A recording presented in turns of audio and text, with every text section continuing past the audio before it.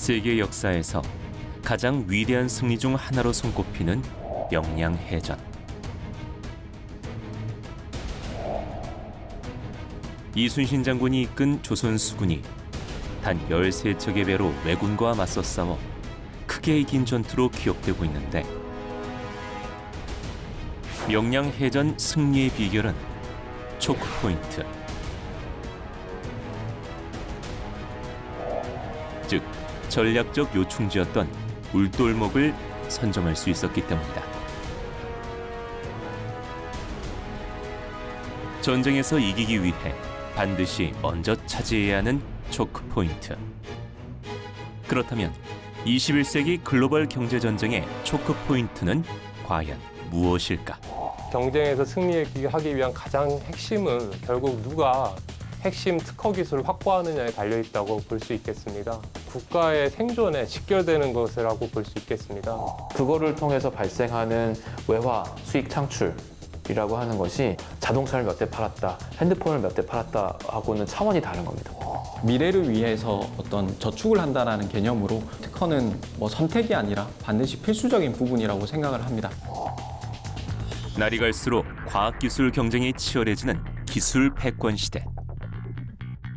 국가와 기업이 독보적인 기술을 개발하고 특허를 선점해 경쟁력을 키우는 것이 무엇보다 중요한데, 삼성전자와 SK하이닉스 등 국내 주요 반도체 업체의 핵심 첨단 기술을 빼돌린 협력업체 관계자들이 무더기로 재판에 넘겨졌습니다. 국가 간 특허 분쟁뿐 아니라 기술 유출 범죄와 특허 괴물들의 공격까지 거세지면서 국내 기업들의 순환 시대가 이어지고 있다. 최근 미국에서 높은 시장 점유율을 보이는 우리나라 기업이 NPE의 주요 타겟이 되고 있습니다. 특허의 질적 지표인 특허 활용률은 상당히 낮고, 소위 말하면 장롱 특허라든지 R&D 패러독스라는 뼈아픈 지적도 있는 게 사실입니다. 전 세계 특허 전쟁 속에서 국내 기업들의 원천 기술을 확보하고 사수해 특허 경쟁력을 키우려면 어떤 노력이 필요할까? 또 미래 신사업에서 특허를 선점하기 위한 전략은 무엇일까? 2022 글로벌 특허 전쟁. 우리가 갖추어야 할 승리의 기술을 짚어본다.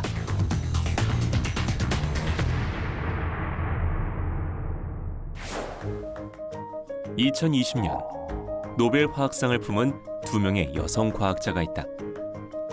바로 UC 버클리 연구팀 제니퍼 다우드나와 에마니엘 샤르팡티에 교수. 이들은 크리스퍼 유전자 가위 기술을 세상에 처음 발표하고 그 공로를 인정받았는데, 이때 유전자 가위란 우리 몸 안의 정보인 DNA를 원하는 대로 편집하는 데 사용할 수 있는 기술을 말한다. DNA에 이상이 생겨서 생기는 질병을 DNA를 다시 원상복귀시켜서 고친다. 이런 질병 치료가 가능하고, 좀 더 인간에게 더 이로운 식물 품종을 만든다거나 아니면 동물에 적용해서 동물 품종을 만든다거나, 이건 기존에는 거의 불가능에 가까웠는데 이게 이제 지금의 기술로 가능한 시대가 된 것이죠. 그게 바로 이제 유전자 가위 기술입니다.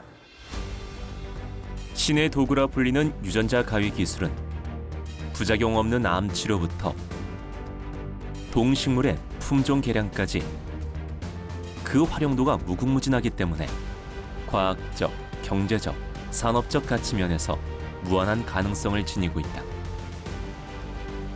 그런데 이런 유전자 가위 기술로 노벨상까지 수상한 UC 버클리 연구팀이 원천 기술 특허 전쟁에서는 최종 승자가 되지 못했다는데, 7년 전 MIT와 하버드대가 공동 설립한 브로드 연구소와 특허 소송에 휘말려 결국 패소하고 말았기 때문이다.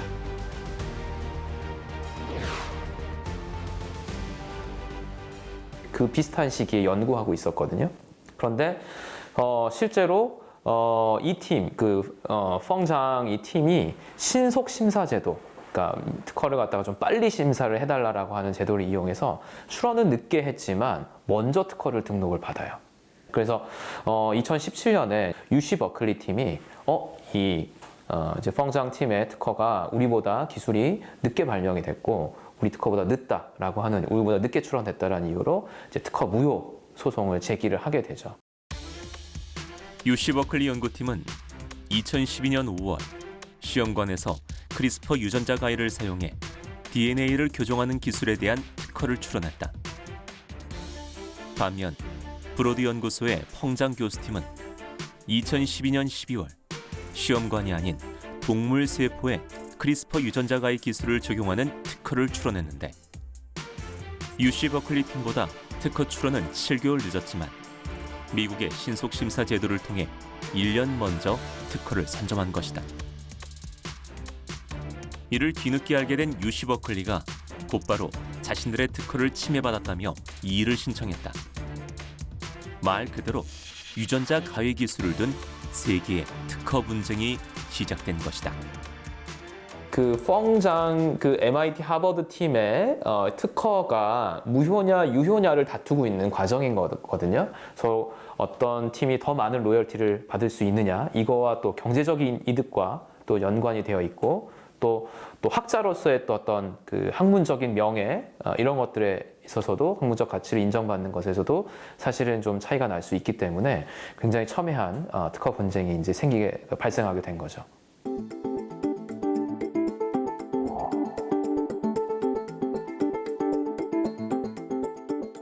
미국 특허 심판원은 특허 분쟁에 대해 크리스퍼 유전자 가위 활용 기술을 가장 먼저 발견한 건 UC 버클리 연구팀이지만 이 기술이 사람과 같은 진핵 생물에 적용될 수 있음을 먼저 입증한 것은 브로드 연구소라고 발표했다. 즉, 약물을 개발할 때 크리스퍼 유전자 가위를 생물에 적용하는 기술에 있어서 브로드 연구소가 UC 버클리보다 먼저 개발했다고 판단한 것이다. 사실상 UC 버클리 연구팀이 특허 분쟁 첫 라운드에서 패배한 것인데 UC 버클리 측은 이를 순순히 인정하지 않고 항소했지만 선발명주의를 근거로 결국 또 한 번 패소했다. 미국의 경우에는 한국과 달리 2013년 이전 출원에 대해서 선발명주의를 채택하고 있습니다. 선발명주의는 먼저 발명을 한 자에게 권리를 부여하겠다라고 하는 제도인데요. 선발명주의 제도 하에서 미국 특허심판원에서는 아이디어를 구체적으로 구현화해낸 것이 브로드 연구소이고, 다만 그 전에 논문을 발표했지만 UC 버클리의 경우에는 아직 아이디어 수준에 불과했다라고 하는 이유로 브로드 연구소의 손을 들어준 것입니다. 그런데 여기에 한 가지 놀라운 사실이 숨어 있다. 바로 크리스퍼 유전자 가위 특허 전쟁에 우리나라의 기업도 참전하고 있다는 것인데 1999년에 설립된 유전자 교정 전문 기업인 이곳은 지난 2012년 10월 크리스퍼 유전자 가위를 세포에 활용하는 기술에 대해 미국에 가장 먼저 특허를 냈다고 주장하고 있다.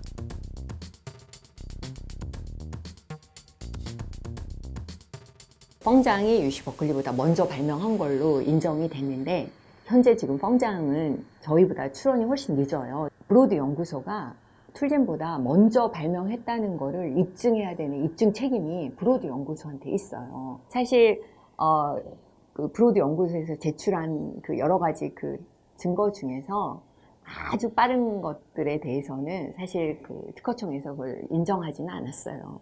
그렇게 봤을 때 지금 저희 증거하고 저희는 지금 다 비교해보고 있는데, 툴젠이 절대 불리하다고 보고 있지 않고, 선발명을 다툼에 있어서는 100명이 인정하는 그런 증거도 있지만 날짜가 빠른 게 중요하기 때문에 어떻게든 처음 했던 그 조그만 흔적이라도 제시를 하면서 우리가 더 빨리 했다고 지금 주장을 하는 그런 상황이에요. 그러니까 어떻게 보면 지금은 3파전이 되어 있는 상황이다라고 보시면 될 것 같습니다. 사실 이 우리나라 툴젠 팀이 제일 객관적으로 봤을 때 가장 빠른 날짜를 주장하고 있어요. UC 버클리 팀이나 MIT 하버드 팀과 다툴 수 있는, 또 거기에 관련된 연구 노트나 이런 것들이 잘 기록이 돼 있어서 최초 발명일을 입증할 수 있는 준비가 되어 있는 상황이거든요. 그래서 사실 진짜 승자는 우리나라 기업이 될 수도 있다는 생각을 갖고 있습니다. 2023년 상반기에 나올 심사 결과에 따라 유전자 가위 원천 기술 특허 분쟁의 최종 승리자가 가려질 것으로 보이는데 만약 국내 기업이 그 주인공이 될 경우 엄청난 경제적 수익을 거둘 것으로 기대를 모으고 있다. 어마어마하죠. 사실 그렇게 되면 유전자 가위 기술을 쓰는 모든 기업들은 전부 다 이제 이 기업에 로열티를 내야 할 겁니다. 그러면 그거를 통해서 발생하는 외화 수익 창출이라고 하는 것이 단순히 뭐 자동차를 몇 대 팔았다, 핸드폰을 몇 대 팔았다 하고는 차원이 다른 겁니다.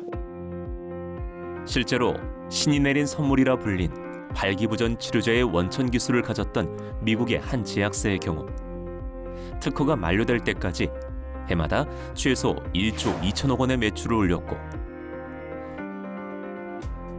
15년간 적자를 내던 한 제약사는 신종플루 치료제의 원천 기술 특허를 발판 삼아 시가총액이 97조 원에 달하는 대형 기업으로 성장하기도 했다. 원천 기술 특허를 보유한 기업들이 각 산업 분야에서 막강한 경제적 효과를 일으키면서 높은 기업 가치를 바탕으로 국가 경제 핵심 천병이 되고 있는 것이다.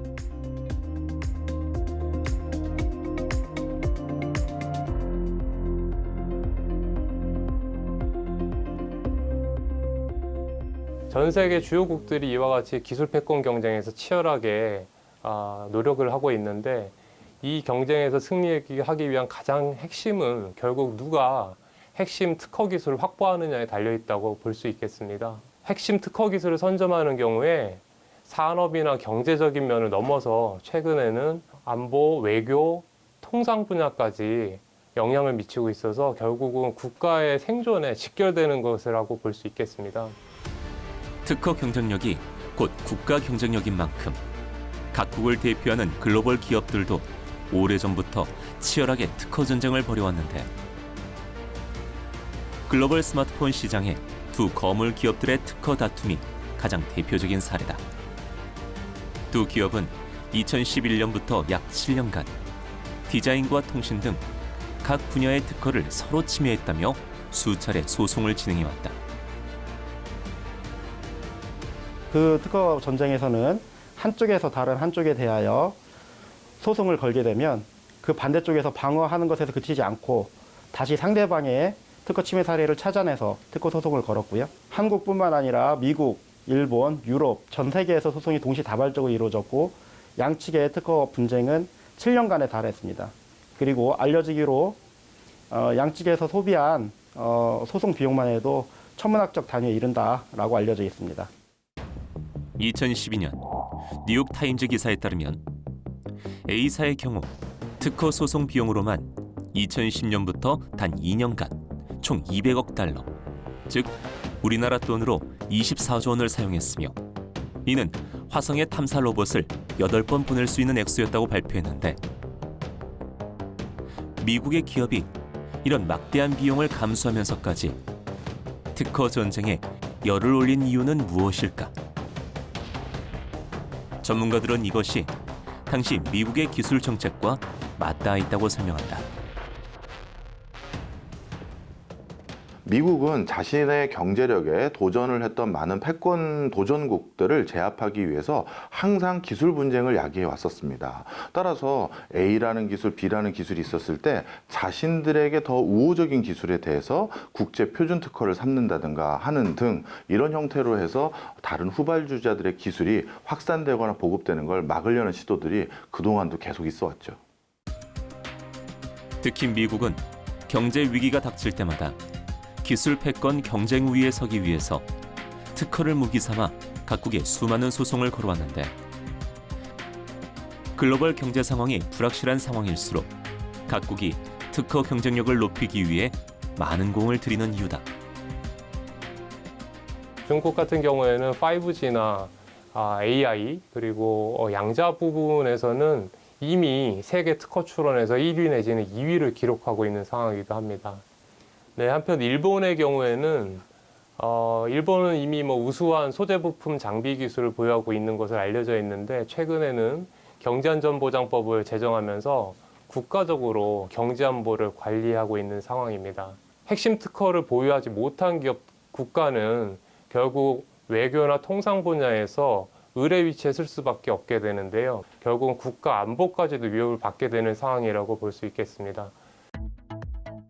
그렇다면 현재 우리나라 기업들은 글로벌 시장에서 어느 정도의 특허 경쟁력을 갖추고 있는 걸까? 2021년 국내 기업들의 국제 특허, 즉 PCT 출원 수를 보면 2020년 대비 3.2% 증가했다. 코로나19의 어려움 속에서도 중국과 미국 등 특허 강국들을 제치고 가장 높은 PCT 증가율을 보이며 2년 연속 세계 4위를 차지한 것이다. 특히 전 세계 PCT 출원상위 10개 기업 중 우리나라 2개 기업이 포함돼 국제 특허 출원 강국의 입지를 확보하고 있는 것으로 평가되고 있다. 작년 특허 출원이 크게 증가한 분야는 비대면 온라인 기술, 오디오 영상 기술, 포장 배송 기술 등 주로 코로나19 관련 기술 분야입니다. 이는 우리 경제 주체들이 코로나19 관련돼서 빠르게 대응하면서도 관련 기술력을 빠르게 많이 확보할 수 있는 노력의 결과라고 분석됩니다. 글로벌 기업과의 치열한 특허 전쟁을 통해 한국 기술의 저력을 증명하고 있는 기업이 있다. 20년이 넘는 시간 동안 발광 다이오드, LED 연구 개발에 매진해온 이곳. 연구실에서는 오늘도 관련 연구가 한창 이루어지고 있다. 지금 이 연구실은 그 세균을 배양해서 바이오로이즈 기술을 이용해서 세균이나 박테리아 그런 그 바이러스들의 그 살균력을 테스트하는 기술입니다. 바이오로이즈 기술은 유해 화학 물질을 사용하지 않고 그 반도체를 이용한 청정 기술입니다. 이 기업의 대표적인 기술로 꼽히는 청정 살균 기술 바이올레즈. 살균, 탈취 기능을 가진 UV LED를 응용해 인체에 유해한 성분 없이 오로지 빛으로만 세균 발생과 증식을 방지하는 기술이다. 현재 바이오레즈 기술은 우리 주변의 다양한 생활 가전에서 사용이 되고 있는데요.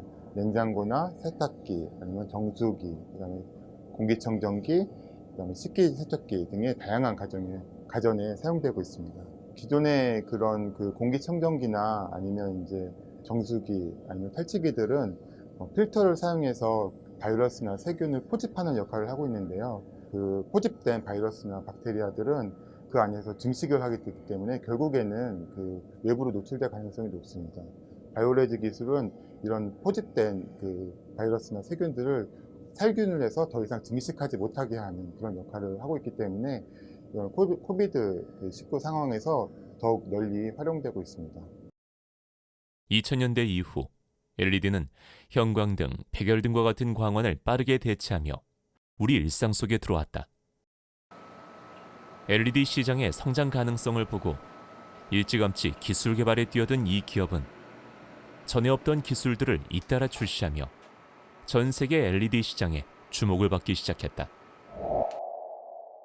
그중 하나가 바로 2012년 세계 최초로 선보인 Y캅 기술. 기존 LED의 경우 칩을 직접 회로 등의 다른 부품들과 회로 기판에 부착하기 위해서는 중간 기판이 필요했다. 하지만 Y캅은 중간 기판 없이 칩과 PCB, 즉 인쇄 회로 기판을 직접 연결, 초소형, 고효율의 특성을 지닌다. 기존 리드프레임, 골드와이어, 기판 등의 부품을 장착하지 않고 일반 PCB 조립 라인에서 패키지 공정 없이 LED 칩을 납, 주석 등만을 이용해 기판에 바로 장착하도록 설계된 만의 독자적인 LED 기술이라고 할 수 있겠습니다. 이 Y캅 기술은 일반 LED와 달리 작고 얇은 렌즈 구성이 용이해 초소형 솔루션이 적용 가능하고 고효율, 높은 광밀도와 열 전도율이 특성을 갖고 있는 것이 큰 장점이라고 하겠습니다. 기존 LED의 벽을 뛰어넘은 이 Y캅 기술은 국내 대기업들이 선보인 미니 LED TV의 원천 기술로 꼽히는가 하면 지난해 전 세계 TV 생산량 중 약 20%의 Y캅 기술이 응용됐을 정도로 활용도가 높은 기술이다. 지난 1월 미국 라스베거스에서 열린 세계 최대 IT 가전 박람회인 CES 2022에 참여해 자율주행 자동차와 관련한 혁신 기술을 대거 선보이기도 했다. 현재 이 기업에서 보유한 기술 특허 수는 14,000여 개. 전 세계 LED 기업 중 가장 많은 특허를 보유한 것으로 특허 기술로 지난해 글로벌 LED 시장에서 일본과 독일 기업에 이어 시장 점유율 3위를 달성하며 한국 기업의 우수성을 입증해 보였다.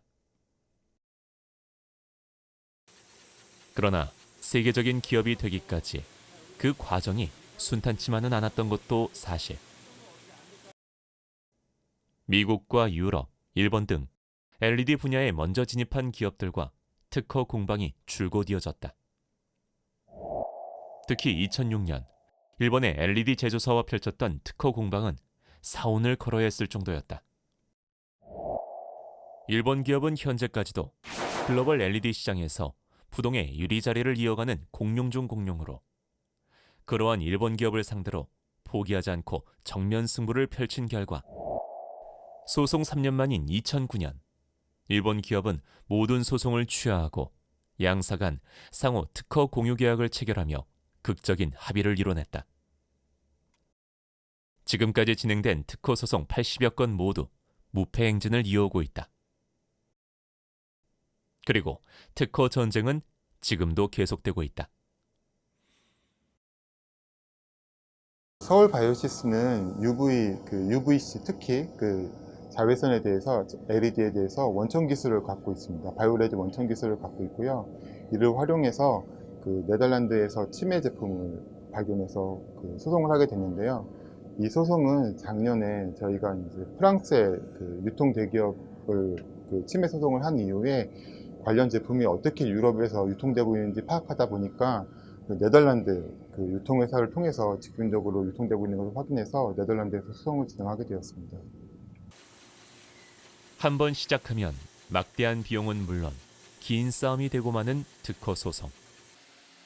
그런데도 글로벌 기업들을 상대로 수비수가 아닌 공격수로 나서며 소송전을 불사해온 이유는 무엇일까? 특허가 기업의 기술력을 지키는 안전장치로 활용될 수 있을 때 더 혁신적인 연구개발이 이루어질 수 있다는 확고한 철칙이 있기 때문이다. 지식재산은 어려운 중소기업과 젊은 창업자들이 생존하고 성공하여 계층 이동이 가능하게 하는 사다리라고 생각합니다. 지식재산권이 존중되어야 연구개발 활동이 활성화되는 선순환을 이뤄질 수 있습니다.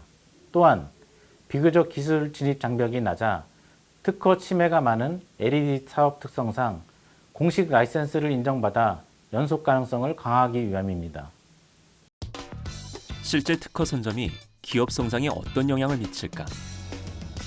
최근 한국지식재산연구원이 조사한 결과에 따르면 특허 보유 건수가 한 건 증가할 때마다 기업 매출액은 3억 6,500만 원 증가했으며 특허를 보유하면서 개방형 혁신에 참여한 기업의 매출액은 전체 기업의 평균 매출액보다 3.9배 높은 것으로 나타났다.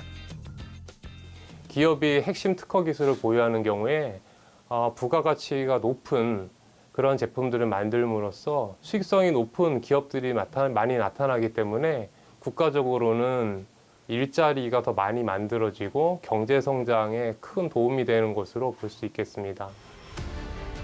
특허의 가치가 높아지면서 특허권 침해부터 영업비밀 유출까지 기업들 사이에 크고 작은 분쟁이 끊임없이 이어지고 있는 것이 사실. 최근에는 특허 괴물이라 불리는 NPE 기업들의 소송이 이어지며 국내 주요 기업들이 큰 타격을 받고 있다.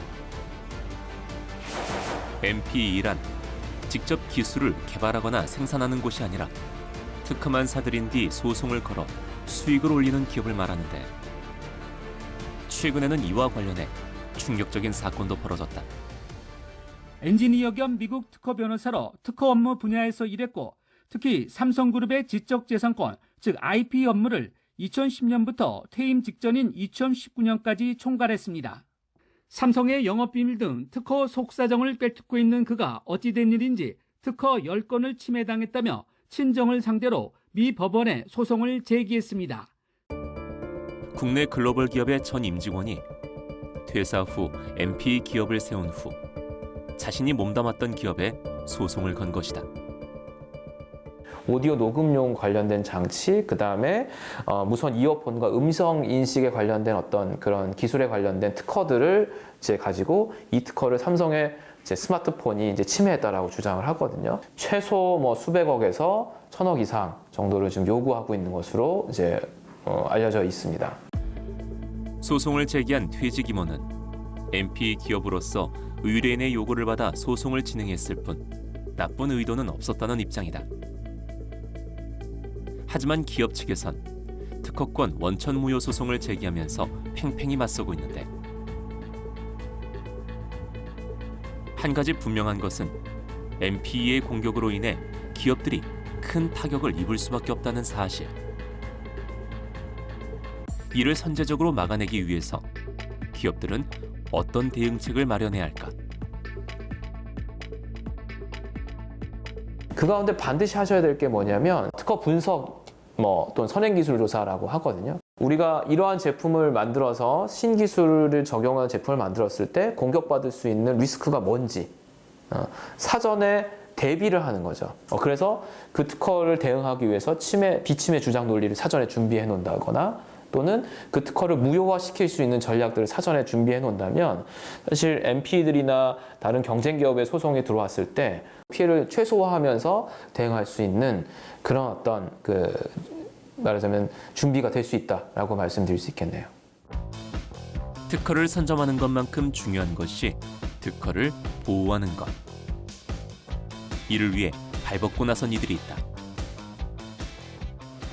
그 주인공들은 바로 특허청의 기술 경찰들.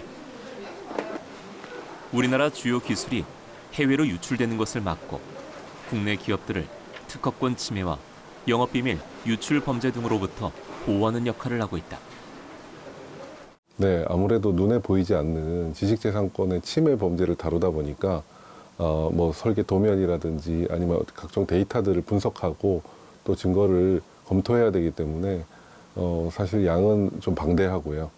또 그렇지만 이제 저희가 기술적인 전문성을 가지고 그 포인트를 잡아서 수사를 하고 있기 때문에 짧은 시간이긴 하지만 효율적으로 수사를 진행시키려고 노력하고 있습니다.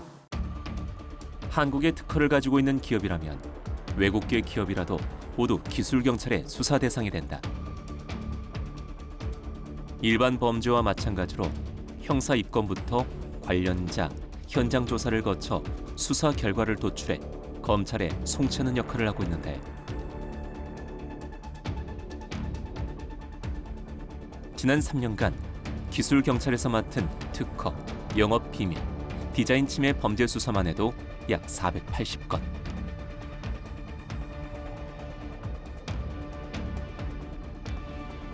(2021년 12월에는) 국내 반도체 생산 설비와 관련된 핵심 기술을 빼내려던 해외 기업 브로커 일당을 적발해 약 1,000억 원의 피해를 막아내기도 했다. 일본을 통해서 중국에다가 그 기술을 유출시키려고 했던 정황을 발견하게 됐습니다. 그래서 그 기술에 대한 우리나라의 중요도 그리고 예상될 수 있는 피해 금액이 상당히 크기 때문에 그 주범 2명은 전격적으로 구속이 되게 됐고요.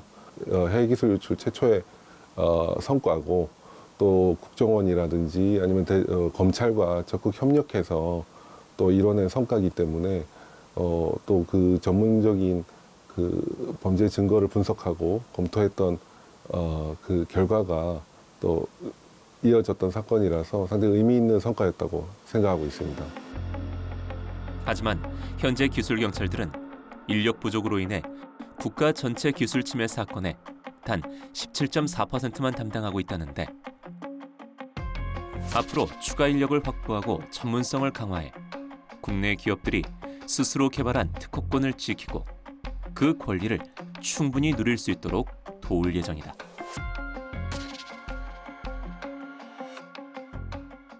우리 국가 전체의 관련 침해 범죄의 반 이상을 저희가 좀 더 전문적인 수사를 할 수 있도록 노력할 예정이고요. 그에 맞춰서 저희가 조직과 인력을 좀 더 확대하는 노력도 병행해서 국민들에게 훨씬 더 구체적으로 효과를 느끼실 수 있도록 노력할 예정입니다. 특허 괴물의 공격과 기술 유출 등에 의한 피해는 대기업에 집중되기 마련인데 중소기업이나 스타트업들은 어떤 어려움을 겪고 있을까? 최근 업계에서 화제가 되고 있는 한 광고 플랫폼 기업을 찾았다. 이곳에서 선보이는 특별한 기술은 무엇일까? 바로 AI를 기반으로 소비자들에게 맞춤형 광고와 함께 리워드, 즉 보상 서비스를 제공한다는 것이다. 저희는 이동통신사라든지 아니면 어떤 유통회사의 어떤 앱이라든지 또는 금융사 같은 곳과 제휴를 통해서 유저들이 그 앱 안에서 광고를 보면 해당 포인트를 쌓을 수 있게끔 하면서 유저가 혜택을 받을 수 있는 광고를 제공하고 있는 광고 플랫폼 회사입니다. 바로 고도의 인공지능을 통해 스마트폰 사용자들이 온라인에서 어떤 제품을 구매하고 어떤 것에 관심을 보이는지에 대한 행동 패턴을 알아내 이에 맞춤형 광고를 제공하게 된다. 여기서 끝나지 않고 사용자가 해당 광고를 보거나 앱을 설치할 경우 사이버 머니 등으로 보상해주는 리워드 서비스를 제공하기도 한다. 이러한 기술을 바탕으로 광고 효율을 최대한 끌어냈고 이 업체의 지난해 매출은 전년 대비 무려 3배나 급증한 약 945억 원을 달성하기도 했다. 이처럼 리워드 광고 시장에서 입지를 굳힐 수 있었던 비결은 무엇일까? 바로 기술 특허. 이관우 대표는 모바일 잠금 화면에서 광고를 효과적으로 보여줄 수 있는 독자 기술인 소프트웨어 개발 키트를 개발해 빠르게 특허를 선점했다. 사실 그때까지만 해도 어떤 스마트폰의 잠금 화면을 광고 플랫폼으로 만들겠다. 그리고 이거를 또는 다른 앱들이 쉽게 탑재할 수 있게 모듈로 만들겠다라는 생각을 했던 기업은 없었던 것 같습니다. 그래서 버즈빌, 지금의 버즈빌을 만들었던 대표적인 특허이다 보니까 가장 기억에 남는 특허인 것 같습니다. 이후에도 다양한 독자 기술을 선보이며 전 세계 20개국에서 특허를 확보한 이관우 대표. 사실 이관우 대표는 어렸을 때부터 기술 발명에 있어서 두각을 보였던 인물로 중학생이었던 1996년 특허청 발명대회에서 대통령상을 수상했고 5번의 창업을 한 이력의 소유자이기도 하다. 그가 기업을 키우는 과정에서 무엇보다 공을 들인 것은 다름 아닌 특허 출원. 특허를 통해 증명된 기술력으로 협력사에게 신뢰를 줄 수 있고 또 경쟁사들이 자신들의 기술을 발판 삼아 앞서 나가는 것을 견제할 수 있다는 생각에서다. 아마 특허로서 이렇게 어떤 독점적 지위를 누리고 있다. 그리고 기술력이 이만큼 뛰어나다라는 것을 알릴 수 있는 것 같습니다. 그래서 파트너와의 관계에서 신뢰를 주는 데 있어서 큰 역할을 한다고 생각합니다. 그런데 이제 사업을 함에 있어서 굉장히 중요한 방패 역할을 하는 것 같습니다. 어떠한 다른 기업이 저희 어떤 특허권을 침해했을 때 이를 통해서 방어를 할 수 있는 역할은 되게 중요한 역할이기 때문에 사업을 함에 있어서는 이 특허의 중요성을 알고 지속적으로 이러한 특허를 통한 독점적 혜자를 만들어가는 게 중요하다고 생각합니다. 보통 하나의 기술에 대해 특허를 선점하기까지 국내에서는 1, 2년이 소요되고 해외에서는 4, 5년까지의 시간이 걸린다. 기업들이 기술 개발 과정에서 특허 확보까지 염두에 두고 보다 체계적이고 장기적인 전략을 짜야 하는 이유다.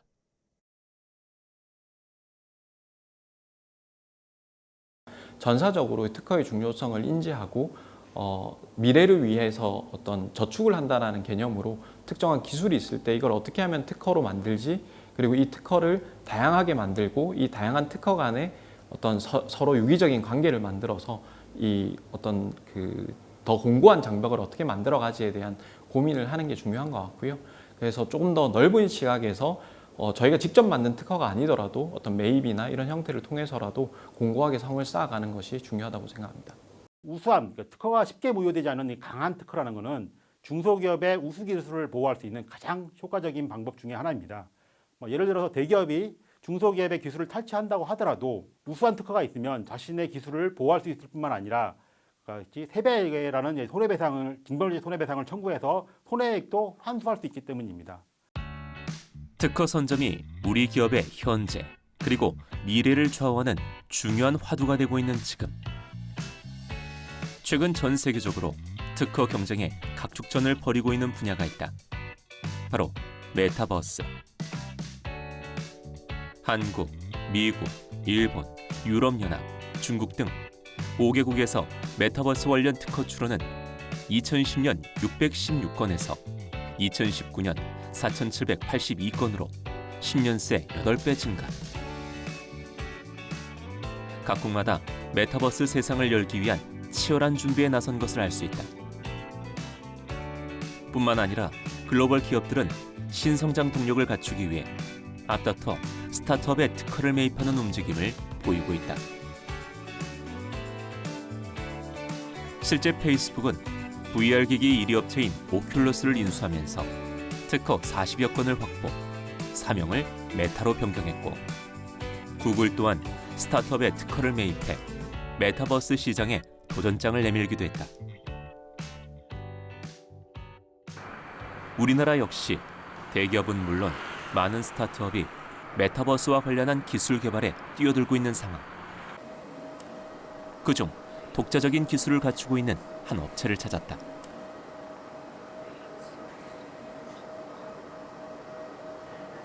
온에어 VR은 어떤 원리로 개발이 된 건가요? 이 기술은 이제 VR 콘텐츠를 기본적으로 네트워크를 통해서 스트리밍을 해서 하는 건데요. 고품질의 그래픽을 모바일에서 실시간으로 확인할 수 있게 되는 거거든요. 이곳에서는 데이터 용량이 큰 VR 콘텐츠를 무선으로 스트리밍해 모바일 기기로 전송하는 메타버스 핵심 기술을 확보하며 업계의 주목을 받고 있다. 2013년 처음 회사가 설립됐을 때만 하더라도 VR은 단순히 오락기기로 인식됐던 상황. 하지만 가상현실 분야가 곧 다가올 미래 먹거리가 될 수 있다는 생각에 발빠르게 VR 기술 개발에 뛰어들었고, 그 결과 세계 최초로 무선 VR 기기를 개발했다. VR 기기를 작동하기 위해선 PC와 유선으로 연결이 되어야 한다는 기존의 한계를 깬 것이다. 미래에는 모바일 VR로 갈 것이 굉장히 명확한 미래처럼 보였거든요. 그 시대가 되었을 때 이렇게 준비된 회사가 될 수 있을까를 생각하다 보니 무선 스트리밍 VR 기술을 만들어 놓는 게 미래를 위해 되게 훌륭한 준비일 것 같다. 그리고 그러다 보니 이제 다른 회사들보다 먼저 무선 스트리밍 VR 기술을 만들다 보니 그 부분에 대한 특허들을 다른 회사들보다 먼저 선취할 수 있었고요. 이후에는 가상 공간을 이용할 때 흔들림 없는 보정 기술까지 개발. 국내 미국 특허만 15개 이상 보유하면서 메타버스 관련 시장에서 주도권을 잡게 됐다. 지금 보시는 이 노란색 사각형이 VR 헤드셋에서 사용자가 보는 화면인데요. 지금 이렇게 아무런 보정 없이 바로 화면을 보여주게 되면 사용자가 멀미를 느끼게 되는 거거든요. 여기서 이런 식으로 화면, 이 사용자가 보는 화면을 이런 식으로 보정을 해가지고 사용자가 멀미를 최대한 덜 느끼게끔 적용하는 기술인 겁니다. 뿐만 아니라 연구진들은 메타버스 시대를 준비하기 위해 확장 현실, 즉 XR 관련 기술 개발에도 매진하고 있다. XR은 메타버스를 구현하는 핵심 기술로 가상현실인 VR, 증강현실인 AR, 그리고 혼합현실인 MR을 모두 포괄하는 개념이다. 쉽게 말해 인간의 오감을 제어해 가상세계 속에서 사용자의 경험을 확장하는 다중감각 기술로 XR 기술을 통해 이용자들이 진짜보다 더 진짜 같은 재미를 느낄 수 있도록 하는 것이다. 이런 기술을 바탕으로 최근에는 박물관, 미술관 등 다양한 공간을 체험할 수 있는 실시간 메타버스 스트리밍까지 선보여 화제가 되기도 했다.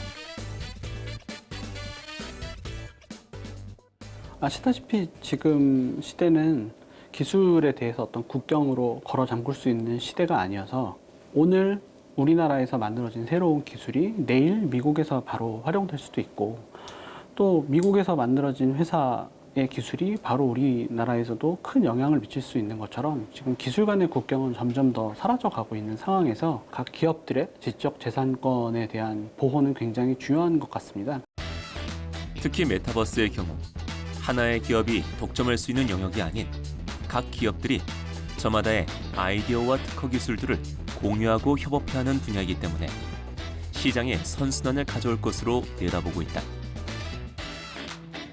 하지만 문제는 기술 발전 속도에 비해 기술 보호를 위한 제도가 충분히 마련되지 않았다는 목소리도 높은 상황. 지금까지 특허 제도라는 것은 어떤 물리적 실체가 분명한 것에 대해서 특허로 보호받을 수 있는 형태로 진화 발전을 해왔다 해도 과언이 아니거든요. 따라서 무형의 공간에서 무형의 서비스를 제공하는 것에 의한 이런 특허라든가 이런 아이디어들을 보호할 수 있는 제도적인 장치는 아직까지 미비한 상황입니다. 이런 부분은 앞으로 제도적으로 좀 더 우리가 선도적으로 그런 영역에서도 특허로 보호받을 수 있는 법적 테두리를 더 많이 만들어 놓는다면 한국 기업들이 그런 곳에 대해서 더 적극적인 투자를 할 수 있을 것이고요. 그렇게 되면 해외 다른 지역보다 한국이 암호화폐, 메타버스 이런 가상 공간의 여러 가지 입지가 더더욱 공고해야 되지 않을까 생각합니다.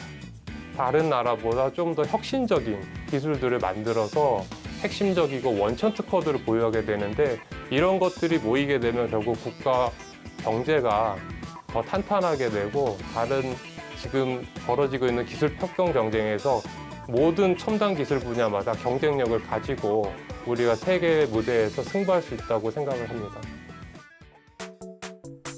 총성 없는 전쟁. 기술 패권 시대 막이 오른 지금 이 순간에도 칼과 방패를 쥐기 위한 우리 기업들의 뜨거운 도전이 펼쳐지고 있다.